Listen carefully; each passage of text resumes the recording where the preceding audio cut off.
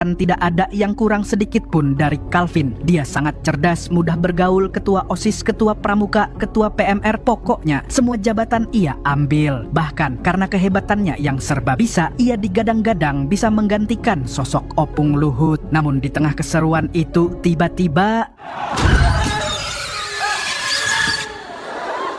Bobby merasa malu bukan main. Semua orang menertawakannya habis-habisan hingga membuatnya trauma.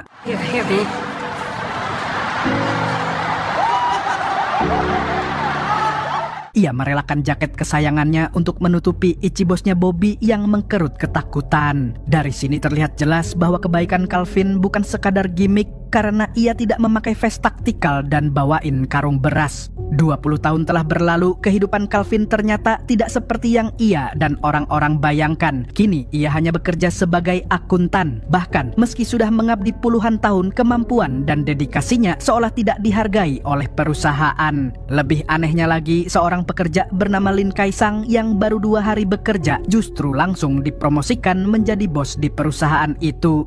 Siang harinya saat istirahat makan siang, Calvin pergi makan siang dengan istrinya si Siti. Tak disangkanya ternyata Lin Kai juga sedang merayakan promosinya di resto itu.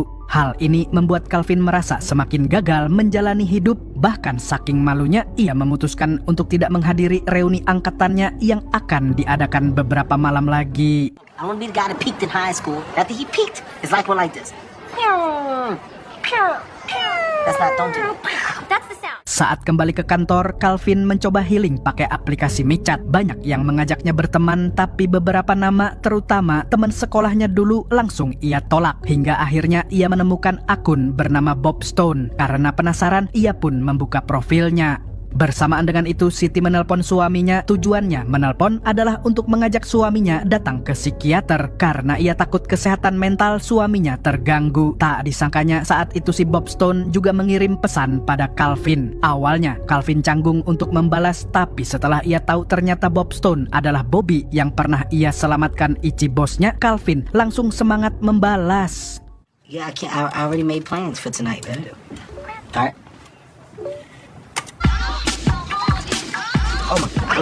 Dari obrolan itu, mereka sepakat untuk bertemu di warungnya Mas Yono. Calvin pun juga menunda pertemuan dengan psikiater demi menemui teman lamanya.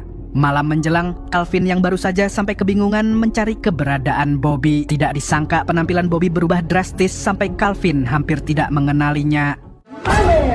Back the fuck up! Whoa, back up, man! Robbie Weirdick from high school. Are you kidding? What?